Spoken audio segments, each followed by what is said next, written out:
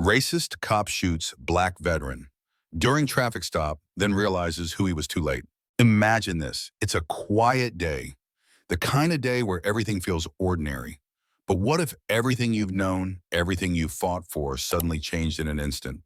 This is the story of Michael Williams, a man who served his country, a hero in his own right, who thought he'd attend his father's funeral in peace. Little did he know that day would mark the beginning of a nightmare. Picture this as he's simply driving. Trying to find some closure, a routine traffic stop becomes the trigger for an unexpected and cruel turn of events. But what happens next will leave you speechless. The truth hidden in plain sight has the power to shake everything. Before we dive into this shocking story, take a moment to think about it. Can you guess what happens next? Let us know in the comments. Where are you listening from, and what time is it where you are right now? Let's see if you can predict what happens next. This is a story that speaks to the heart of justice, inequality, and the fight for what's right. Are you ready to hear how one simple moment shattered a life forever? Stay with us, because the twists and turns ahead will leave you questioning everything. It was supposed to be a regular day, a quiet morning, the kind you could barely notice. Michael Williams, at 38, a proud African-American veteran, was simply driving to his father's funeral. It was a day to honor the man who had raised him, to reflect on a life well lived. The weight of grief hung in the air, but Michael was prepared to face it with strength. But as he drove, something unexpected happened, something that would turn his world upside down in an instant. Out of nowhere, lights flashed in his rearview mirror. The sound of a siren broke the silence. Michael, confused, pulled over. It wasn't a speeding ticket. It wasn't a minor traffic violation. It was something else. The officer approached his car. Officer Jason Green. Michael had done nothing wrong, yet Green insisted on pulling him over. No explanation, no valid reason. Just a simple request to check his papers. And that's when Michael felt it, the uncomfortable tension. The fear that came with knowing the color of his skin was the only reason he was being targeted. This wasn't just a random traffic stop. This was a reminder of the harsh realities that many face every day. A reminder that even the most peaceful moments, the ones we take for granted, can suddenly shift without warning. The injustice, the bias, all laid bare before Michael. He tried to stay calm, tried to reason, but the officer's words were cold. And then the silence of the bystanders. People watched. They stood there, not saying a word. No one intervened, no one spoke out. The scene played out in front of them, but it was as if they weren't even there. That silence, that inaction, spoke louder than anything else. Michael couldn't help but feel a sense of powerlessness. His dignity, his sense of safety, shattered in an instant. A man who had fought for his country, was now being treated as if he were the enemy. A simple drive to a funeral had turned into something much darker. And in that moment, Michael's life was changed forever. It's moments like these that make you wonder, when will things change? When will we all be treated with the respect we deserve, no matter the color of our skin? Stay with us as we dive deeper into Michael's story. The journey ahead isn't just about one man's struggle. It's about a battle for justice, a battle we're all a part of. Michael sat in his car, the weight of his father's passing heavy in his chest. He had served his country proudly, receiving countless accolades for his dedication. Yet on this fateful day, none of that seemed to matter. As the officer Jason Green continued his line of questioning, Michael reached for his military ID. He handed it over, fully expecting the officer to acknowledge his service. But instead of the respect he had earned through years of service, he was met with skepticism and disdain. The officer looked at the card, then looked back at Michael. His eyes filled with doubt. "This doesn't look real," Green muttered, his tone dismissive. Michael felt the sting of those words. For a brief moment, he couldn't breathe. It was as if everything he had done, everything he had sacrificed, meant nothing. Here he was, a man who had fought for the very freedoms that the officer was sworn to protect, yet he was being treated as if he were a criminal. No amount of proof, no amount of service could shield him from the discrimination that ran deeper than he ever wanted to believe. "Can you step out of the vehicle?" Green ordered, his voice now more authoritative. Michael complied, but inside he felt the deep sting of injustice. How had he gone from being a proud veteran, a man who had served his country honorably, to being treated like a suspect? As the officer ran his background check, Michael stood there powerless. He had nothing to hide. He had done everything right. Yet the system, the same system he had risked his life for, was turning its back on him. The system that was supposed to protect him had now become the very thing he feared most. This was not an isolated incident. Michael's story was just one of many. For years, African-American veterans had been ignored, their sacrifices overshadowed by systemic racism. Despite their service, despite their bravery, they were often treated with contempt, their identities questioned, their experiences invalidated. Michael's experience was not just about a wrongful traffic stop. It was about a broader societal issue, one that affected countless others who had worn the uniform, who had fought for this country, but who were still denied the respect they deserved. The problem was deeper than just one bad cop.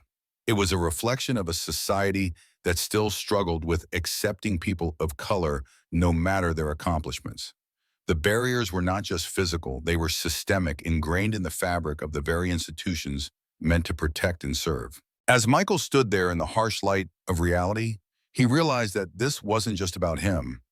This was about every African American who had ever been mistreated, every veteran who had ever been overlooked, every person who had fought for a country that sometimes seemed to forget them. In that moment, the pain was unbearable, but it was also a wake-up call. Michael had been reduced to nothing more than the color of his skin, and the realization hit him harder than anything he had ever faced in combat. This was not just a one-off incident. This was the battle he had to fight now, one that went beyond military service, beyond his personal history. This was a fight for dignity, for respect, and for the recognition that he and countless others like him had earned through blood, sweat, and tears. As the officer continued his routine check, Michael stood in the harsh reality of being doubted, scrutinized, and reduced to something far less than the man he was. This was the true cost of systemic racism, a cost that Michael Williams would have to carry with him as he faced a world that still didn't see him for who he truly was. A veteran, a hero, and a man deserving of respect. The sun hung low in the sky as Michael Williams continued to sit on the side of the road, hands gripping the steering wheel, his heart pounding with a mix of anger and confusion. How had things gone so wrong? He had been pulled over for no reason other than the color of his skin. The officer, Jason Green, had seemed so certain that he was in the wrong, and despite presenting his valid military ID, Michael was treated like a criminal. His identity questioned, his integrity undermined. But what Michael didn't know, what no one could have foreseen, was that his encounter with the police had begun long before this roadside confrontation. It all started with a phone call, an anonymous tip that would set the stage for everything that was about to unfold. The call had come in under mysterious circumstances. Jason Green had received the tip while on his patrol, the caller informing him of a potential impersonator. The message was brief, but pointed. Michael Williams, the man sitting in front of him, was allegedly pretending to be a member of the military. Jason had been instructed to stop him, question him, make sure that everything checked out. But there was one glaring problem. The caller had never identified themselves. No name, no badge number, no traceable information. It was simply a voice on the other end of the line accusing Michael of something he had never done. And yet it was enough to trigger suspicion. Enough to set Jason on a course of action that would forever alter the course of Michael's life. Michael had no idea who had placed that call. He had no idea why someone would do such a thing. Was it a mistake or was it something more? But as Jason Green continued to question him, demanding to know why he was on the road, why he was heading to a funeral, Michael began to feel the weight of suspicion settle upon him, heavier than any combat armor he had ever worn. Who had made the call? Was it someone with a personal vendetta? Someone with a hidden agenda? Or had it been someone within the very system he had served for so long? The questions began to swirl in his mind, but the answers remained elusive. In the moment, all Michael knew was that he was being treated unfairly. He was being forced to prove something that shouldn't need proving. He had served his country with honor, with pride, and yet here he was being accused of something he hadn't done. He wasn't just facing a routine traffic stop. He was facing a system that was already stacked against him. The weight of the injustice began to settle in. Not just the fact that he was being treated unfairly, but the reality that this was not the first time someone had used their authority to question the validity of a black man's identity. He couldn't help but think of the many times over the years he had been forced to prove who he was. And now in this moment, he was being forced to prove it again. The situation was spiraling out of control, but Michael didn't know who to trust. Jason Green was just doing his job, wasn't he? But who was the shadow behind the curtain? Who had placed the call? The questions lingered, hanging in the air like a cloud waiting to burst. And then Michael realized it didn't matter who had placed the call. It didn't matter why they had done it. What mattered was that he was now a part of a system that no matter how much he had given, was still trying to tear him down. His identity, his service, his sacrifice, none of it seemed to matter.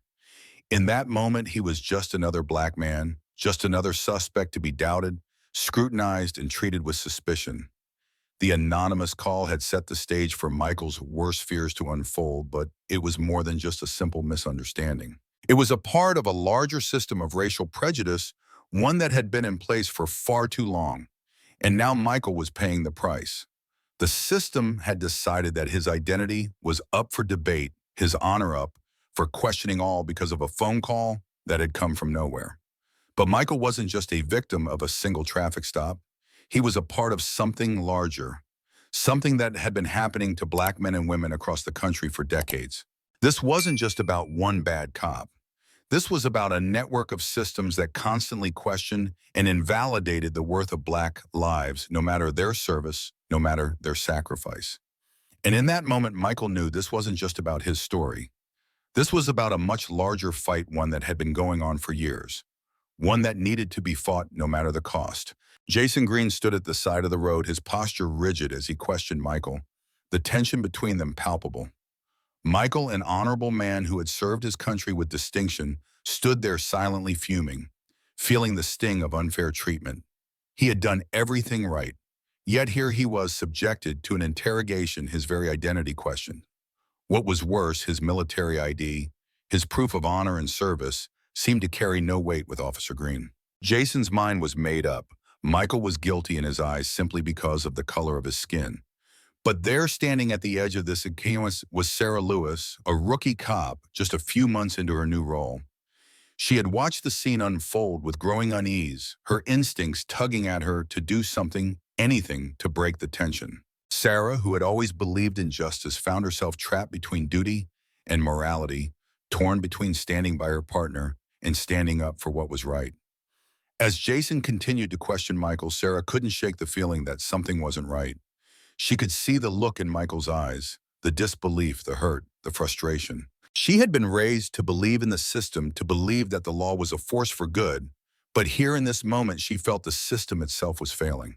Michael didn't deserve to be treated this way. As Jason pressed on, demanding Michael's identification again, Sarah's mind raced. Was this really just a routine stop? Or was Jason's behavior influenced by something darker, something rooted in racial bias? She had seen the stats, read the stories, but this was the first time she had been face to face with such a situation. Her training told her to stay neutral, to follow orders, but her heart told her that this wasn't justice.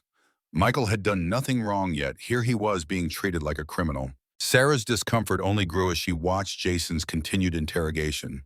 Her silence in the moment was deafening, her hesitation hanging in the air. But the more she thought about it, the more she realized that silence was complicity. If she stood by, if she allowed this to continue, she too would be part of the problem. She couldn't help but ask herself, where was the justice in this situation? Where was the fairness? Where was the humanity? The choice before Sarah wasn't just about loyalty to Jason. It was about loyalty to the principles she had sworn to uphold when she became a cop. It was about doing the right thing even when it was difficult. But the pressure from the blue wall of silence was real. She had heard the stories, seen the rumors of officers covering for one another, protecting each other, even when wrong was clearly being done. It was a culture that ran deep in the force, one that made it difficult for officers to speak out when their colleagues were in the wrong. The blue wall was more than just a metaphor. It was an unspoken rule, a silence that stifled dissent and allowed corruption to fester. Officers like Jason Green, who followed orders without questioning them, were often protected by that wall, shielded from accountability. But officers like Sarah, who began to question the system and her role within it, found themselves torn between their sense of duty and their desire to do what was right. As Sarah stood there, caught in the tension of the moment, She felt the weight of the blue wall pressing down on her. But more than that, she felt the weight of her conscience. She couldn't ignore the fact that Michael was being treated unfairly. No one deserved this kind of treatment, especially not a man who had sacrificed so much for his country. This was the moment that would define Sarah. Would she be the kind of cop who stood by while injustice was done, or would she find the courage to speak out? Her mind flashed to the many stories she had heard about cops who chose to remain silent in the face of wrongdoing, those who allowed the blue wall to protect the wrongdoers. Sarah knew this was her moment of truth. This was where she would decide whether she would be a part of the problem or a part of the solution. As Michael stood there helpless, Sarah made her decision. The choice wasn't easy and it wasn't immediate, but the realization hit her with force. She wasn't just a cop. She was a human being. And human beings had a responsibility to fight for what was right, even when the system around them tried to silence them. It was a choice to break through the blue wall to stand up for Michael and to challenge the norms that had allowed this behavior to persist. In that moment, Sarah knew she would have to speak up no matter the consequences. It was time to challenge the culture of silence and stand on the side of justice for Michael and for everyone else who had ever been wronged by a system that was supposed to protect them. The pressure of the blue wall, the weight of institutionalized silence would not be easy to overcome. But in that moment, Sarah made a vow to herself. She would no longer stay silent when she saw injustice. She would stand up no matter the cost and fight for what was right. The road ahead would be difficult, but it would be a road she would travel with the knowledge that she had chosen the side of truth. As for Michael, he remained unaware of the internal battle Sarah was facing. But the injustice he was facing, though painful, was just one part of a much larger story, one that would unfold in ways no one could have predicted. Jason Green stood with a firm grip on his flashlight, his eyes cold and unwavering as he continued to question Michael. Michael, standing there trying his best to remain calm, felt the weight of the moment settling in his chest. He had always known that life could be unfair, but never had he experienced such blatant injustice, such disrespect. He was a man who had served his country, a man who had given years of his life to protect the very freedoms that were now being violated in front of him. Yet here he was treated like a criminal, accused without reason, and silenced before he could even speak his truth. Jason's words were sharp, dismissive, demanding Michael's documents again, as though the military ID Michael held in his hands was not enough. Every fiber of his being told him to respond, to explain who he was, to assert his rights. But Michael knew that doing so would only make the situation worse. His experiences had shown him the harsh reality when you were a black man in America. Even the truth didn't always matter. The system was never on your side. "Give me your ID again," Jason demanded, his tone growing more aggressive with every passing second. Michael offered no resistance.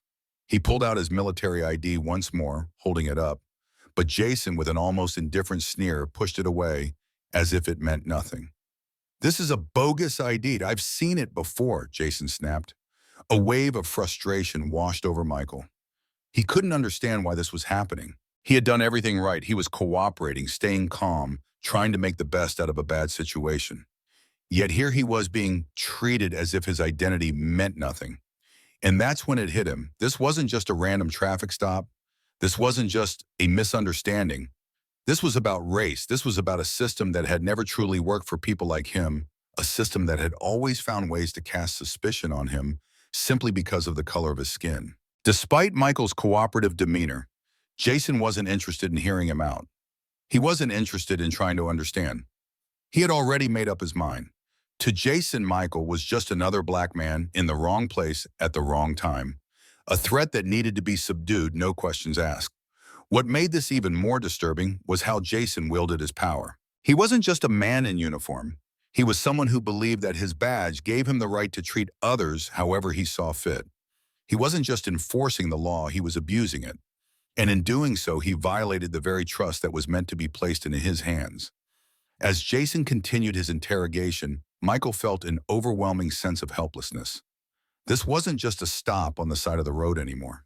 It had become a lesson in how power could be misused, how authority could be abused, and how far too often the people who were supposed to protect you could end up becoming your oppressors. Jason's words became sharper, more hostile, and Michael began to feel as if there was no way out of this. The simple act of showing his ID, had become an exercise in humiliation, a battle he couldn't win. The more he cooperated, the more Jason pushed, as though every effort he made to calm the situation was seen as a weakness, a chance to escalate it further. And as the tension between them grew, the sad reality became clear. Jason wasn't interested in justice. He was interested in control.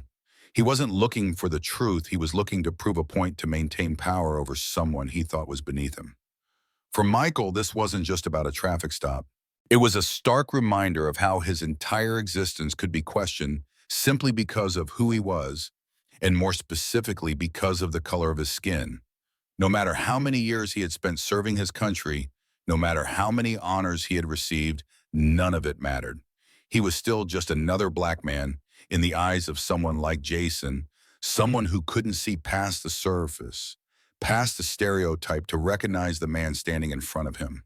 As the exchange grew more hostile, Michael realized that no matter what he did, he wouldn't be able to change Jason's mind. The only thing that could have stopped this escalation, the only thing that might have made a difference, was the simple recognition of Michael's humanity, the recognition that he wasn't just another person to be interrogated and treated with disdain. Jason's behavior was a clear example of the abuse of power that was all too common within law enforcement. It wasn't just that he had pulled Michael over, it was how he treated him once he did. It was the way he disregarded Michael's identity, ignored his rights, and allowed his own prejudices to fuel his actions. This wasn't about law enforcement. It was about a man who believed his badge gave him the right to act as he pleased. In Michael's eyes, this wasn't just a traffic stop. It was a reflection of the systemic issues that had long plagued America. Issues that disproportionately affected black men and women, issues that led to wrongful accusations, mistreatment, and violence. It was a stark reminder of the realities that too many people of color faced every day, realities that were often ignored or dismissed by those who had the power to make a difference. As the tension reached its peak, Michael's hope for a fair and just resolution seemed to slip further and further away. He knew that this encounter wasn't just a minor inconvenience.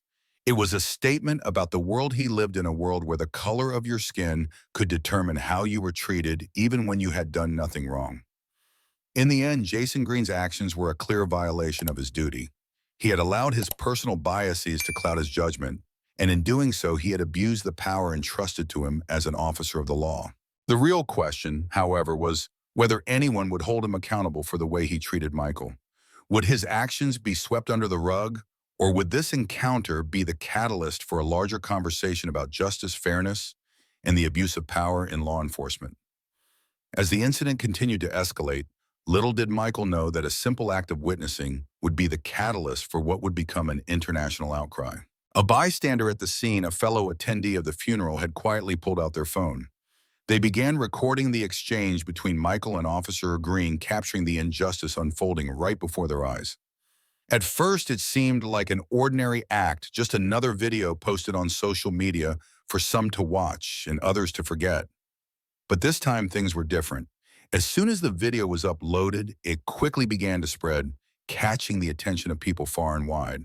Within hours, it had gone viral, shared across multiple platforms with one unified message: "This is wrong." The video showed everything: Michael standing there calmly, yet treated as if he were a criminal.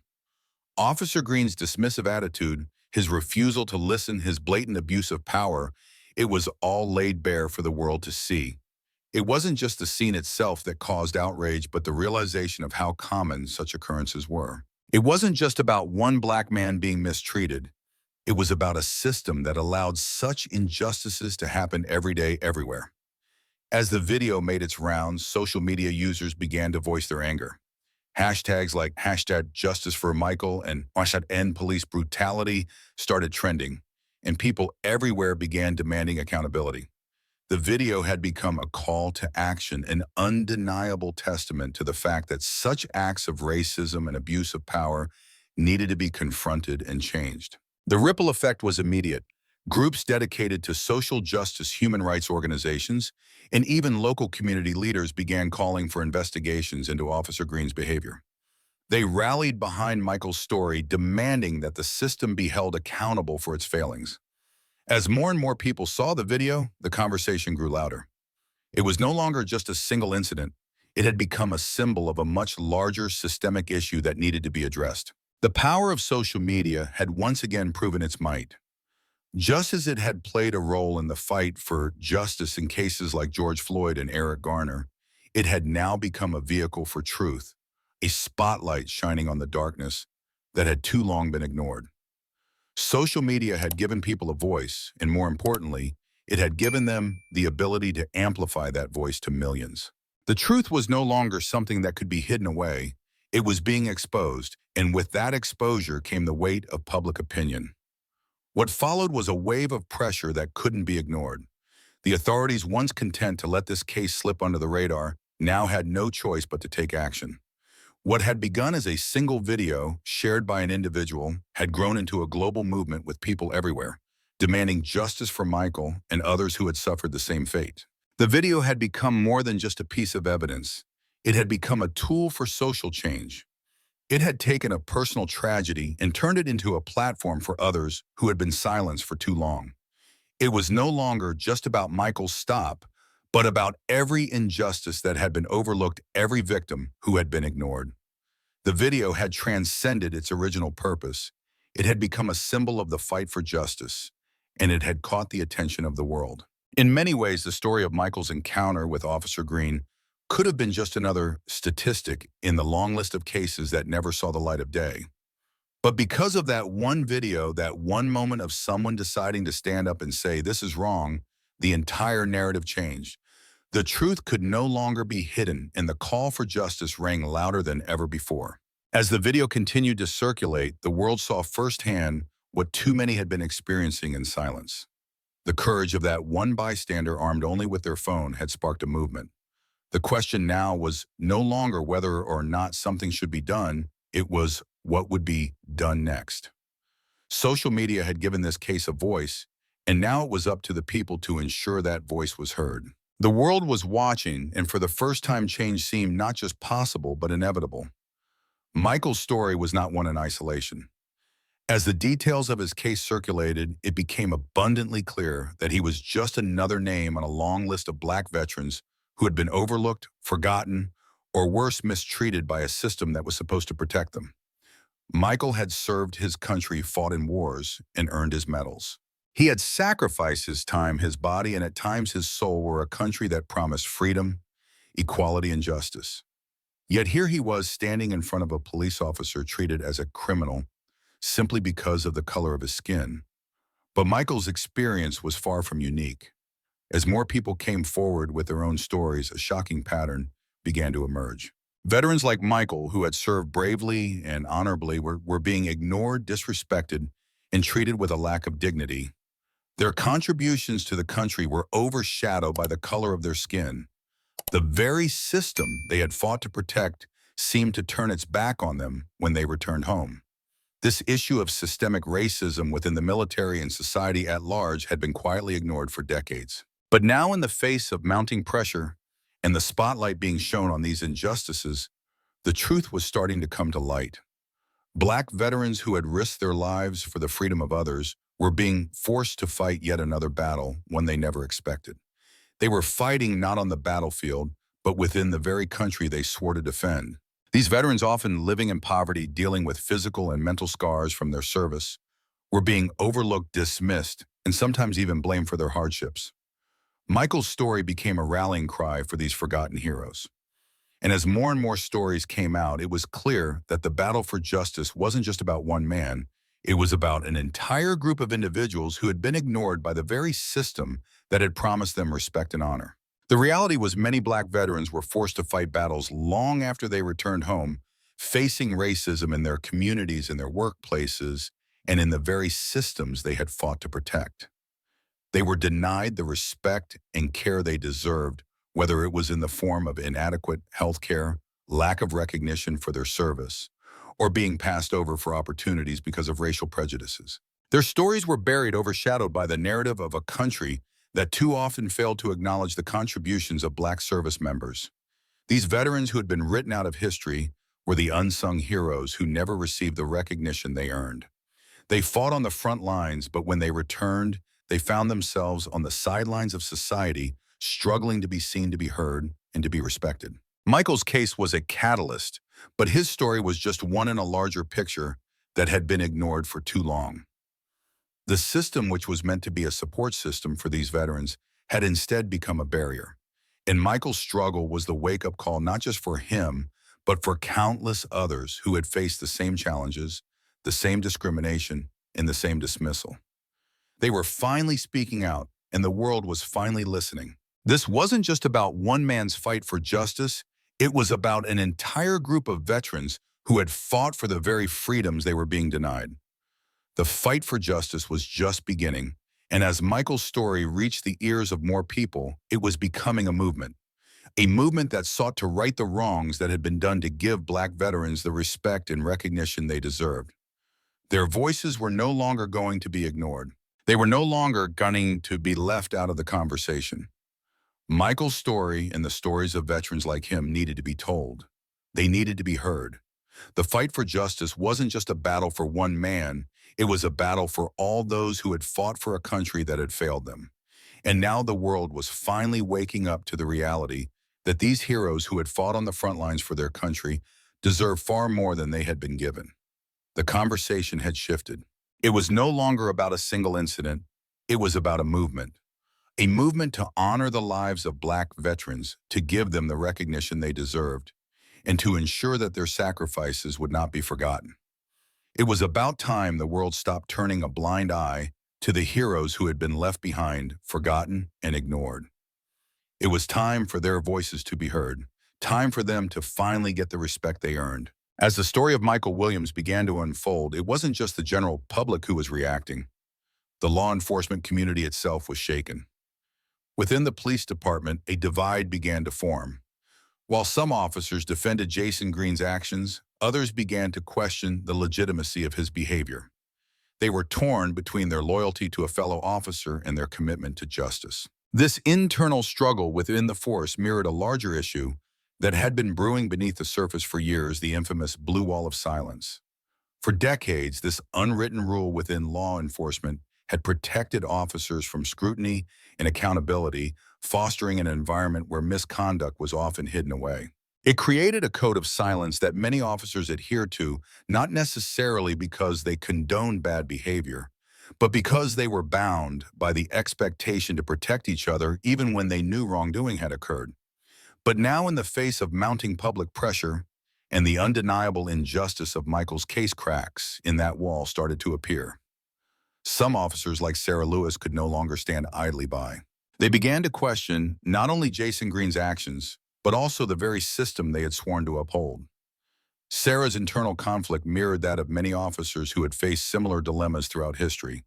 The choice between loyalty to a colleague and standing up for what was right was never an easy one.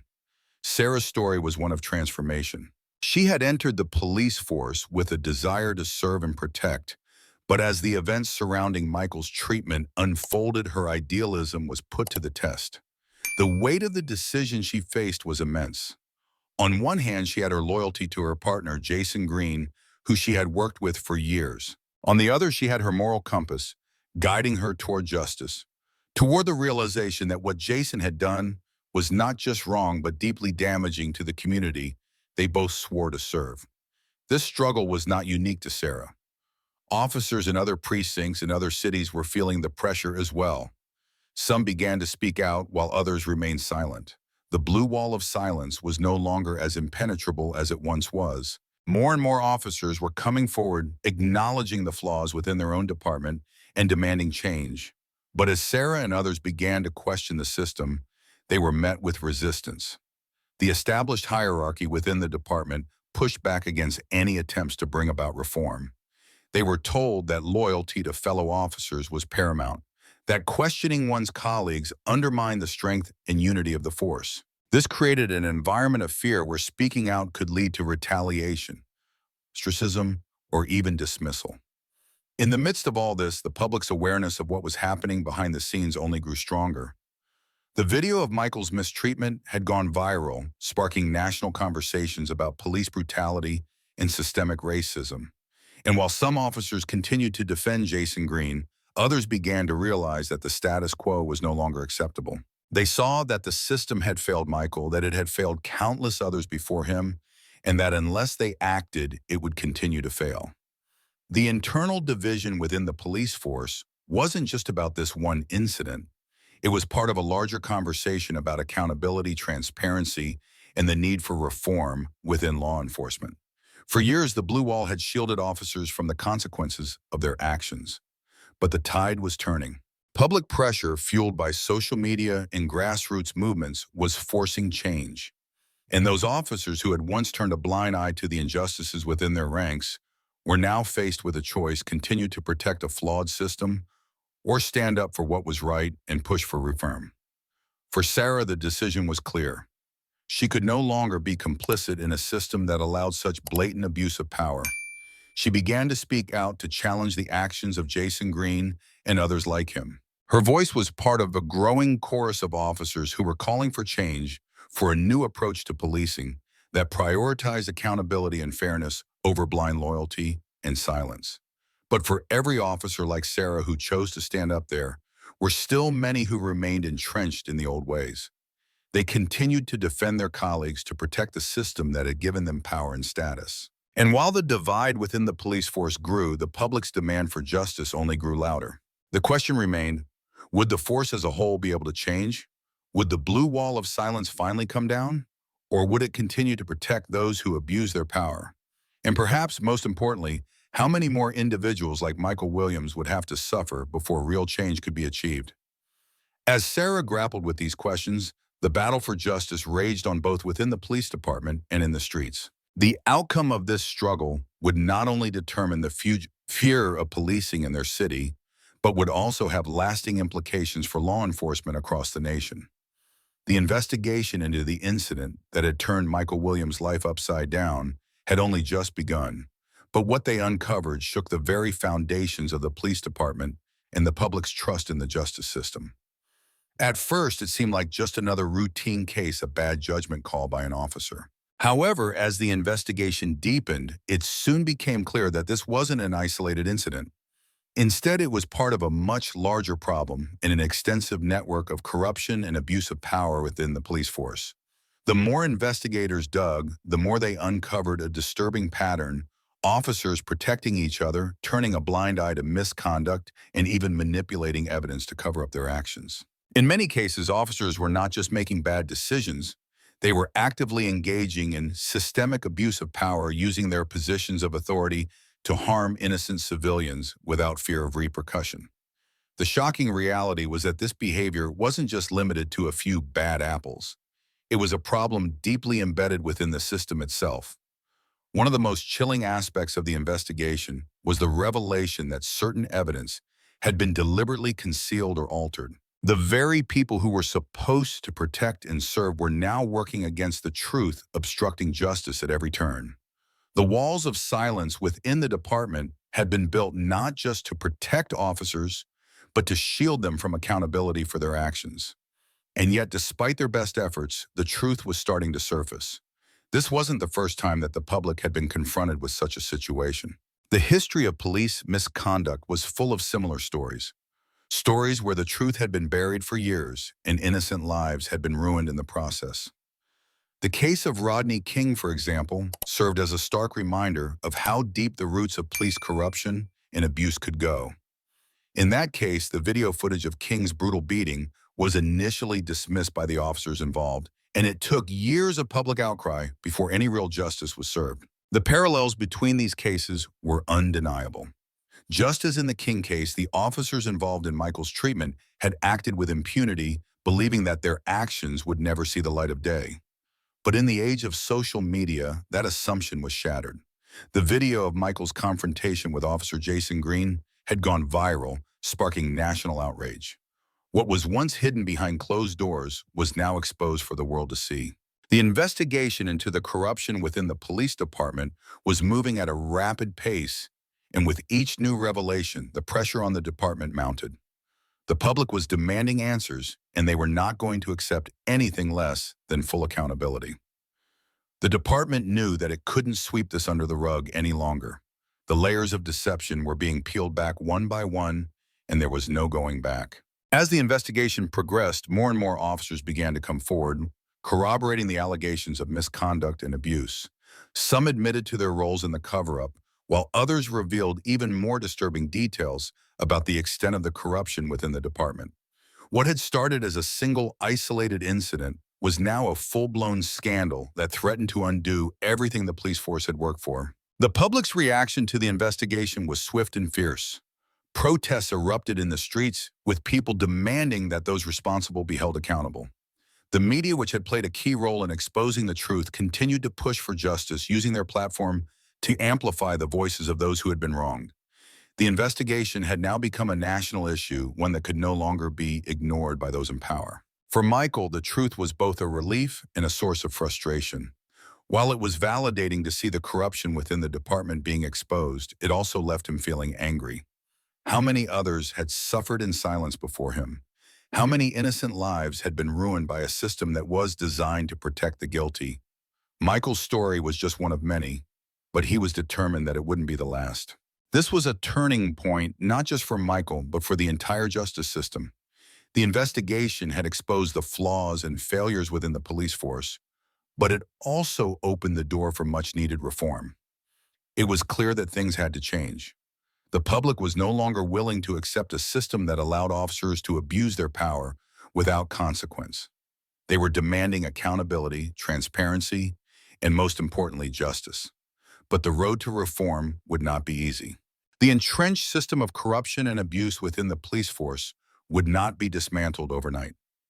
It would take years of work, a tireless fight for change, and a commitment to holding those in power accountable.